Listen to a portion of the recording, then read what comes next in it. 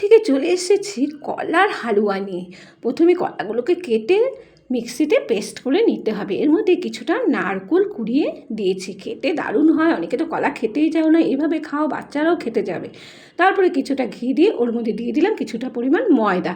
ময়দাটাকে অনবরত নেড়ে লাল করে নেবে, খেতে দারুণ হয়, একবার খেয়ে দেখো। তার মধ্যে 1 চামচ 2 চামচের মতো সুজি দিয়ে ওটাকে ভালো করে লাল করে দিয়ে দিলাম কিছুটা পরিমাণ কলা, তারপরে দিয়ে দিলাম কিছুটা ক্ষীর দিয়ে ভালো করে নেড়ে চেড়ে এবার গুড়, যেটা নর্মাল গুড় ওটাই দিবে।